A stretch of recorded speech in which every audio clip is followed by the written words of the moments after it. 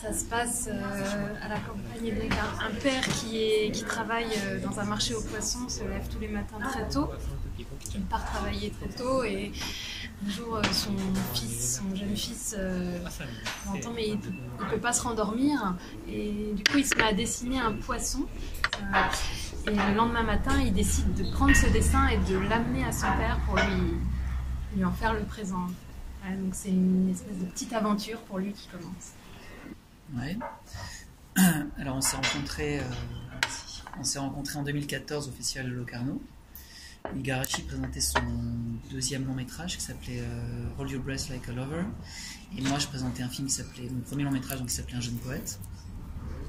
Il a vu mon film, il a aimé, moi j'ai vu son film, j'ai beaucoup aimé, et du coup on s'est retrouvés à un dîner assis l'un à côté de l'autre. On a commencé à discuter et à parler de cinéma et à devenir amis.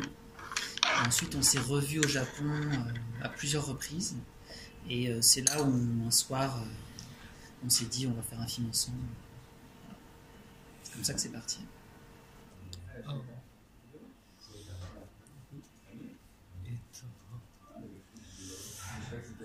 Alors en fait, donc cet enfant, c'était pas du tout un professionnel, hein, c'est vraiment un enfant qu'ils ont rencontré d'ailleurs.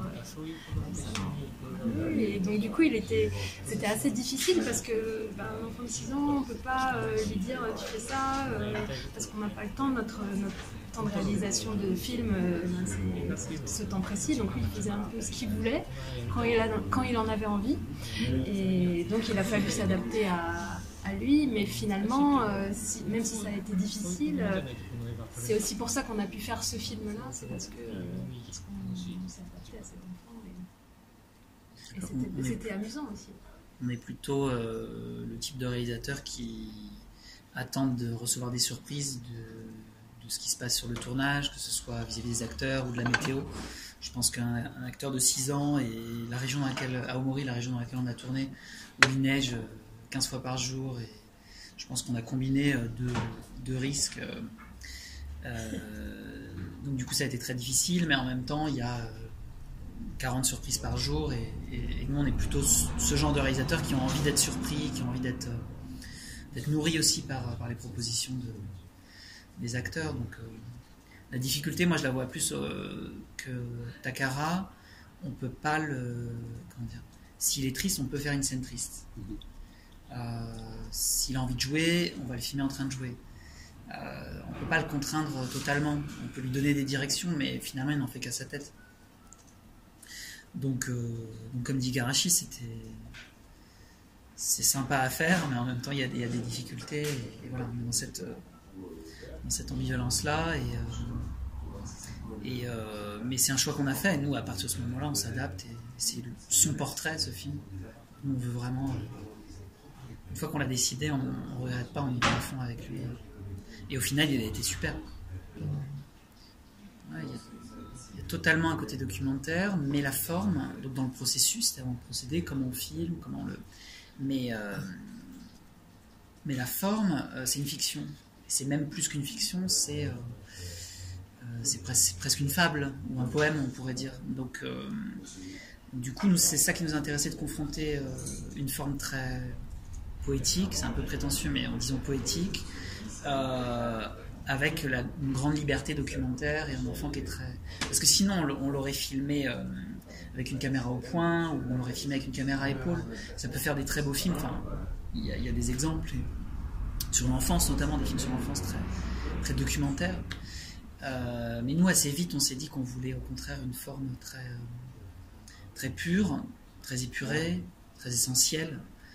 Et surtout, quelque chose de très important pour tous les deux, c'est ce qu'on filme, c'est aussi les gestes de l'enfant, en fait. C'est son corps, c'est comment ses changements d'idées, mais aussi comment dans le corps ça bouge, en fait, un enfant.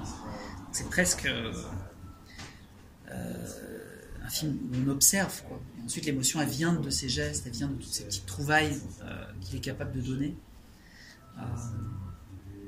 Voilà, donc on est vraiment à la frontière entre le documentaire et la fable, on va dire. Tu as 12 ans. 43 ans. 難しいよね。まあなんかこう僕たちがよく冗談で話してるのは、だからちっちゃいか Alors en fait, au départ c'était une petite blague entre eux parce que comme Takara était très petit, ils se sont dit qu'il fallait un petit format. Mais ensuite c'est vrai que donc c'est un format qui est quand même plus carré que son idée d'habitude et que donc ça donne une perception qui est différente, on peut plus aller déjà dans la profondeur, c'est ça. Et puis surtout ça permet de faire vraiment le focus aussi sur des petites choses. Par exemple, c'est vrai qu'il y a des moments où on a vraiment le bonnet ou bien le gant, et donc ça permettait justement aussi de mettre plus d'attention sur ces gros plans-là.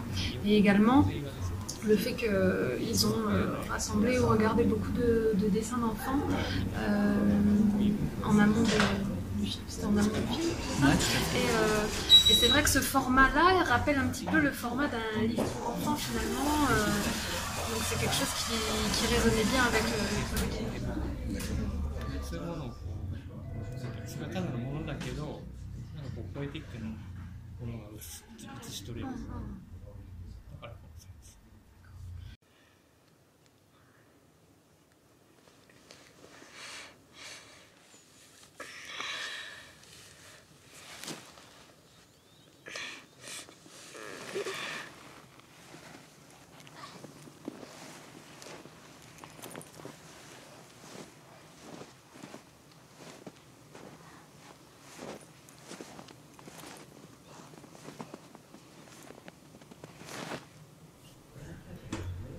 Bah, ça c'est purement du montage.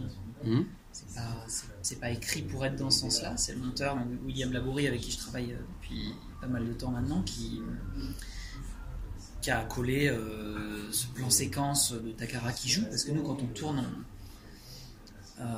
déjà on fait une prise à chaque fois. Voilà. Quand on arrive à en faire deux, on est vraiment, c'est miraculeux. Et ensuite on est un peu sur une petite colline, on filme. On le laisse jouer, il joue. Et ensuite, c'est William qui a choisi de travailler le gros plan, de mettre le gros plan en amont où il a le soleil dans les yeux. Et ensuite, du coup, ça produit un effet comique parce qu'on voit qu'il a dû faire ça pendant un moment. Ouais. Donc, c'est l'effet avant la cause. On découvre après. Ouais. Voilà, donc c'est arrivé après, c'est pas forcément écrit comme ça. Bon, ça rejoint un petit peu ce qu'on disait tout à l'heure. De toute façon, l'écriture du film est très précise, surtout le parcours du personnage, le parcours du petit garçon. Mais ensuite, comment on travaille Igarashi et moi, c'est qu'on reste très libre dans les scènes pour inventer des nouvelles choses et pour être pour eux aux propositions que peut faire Takara.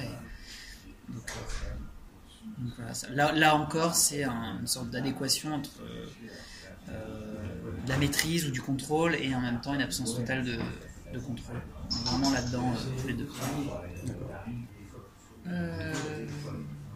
Ça a été, ça s'est fait la premier sort de tournage. C'est-à-dire qu'on a commencé à filmer Takara, on s'est rendu compte que, on a été vraiment surpris de la force de ses gestes, de l'intensité, de notre intérêt aussi pour ses gestes. Et vu que c'était la première nuit d'insomnie du petit garçon, ça se passait en silence. Et on s'est dit, mais continuons comme ça, il y a quelque chose de fort, d'essentiel, de poétique aussi là-dedans, donc continuons. Et on a continué, puis à un moment, ça s'est imposé comme une évidence, et on s'est dit qu'on voulait rester sur ce travail. Du coup, on a un travail très poussé sur les sons, le son de la neige, toute cette atmosphère, et on raconte les choses avec les gestes.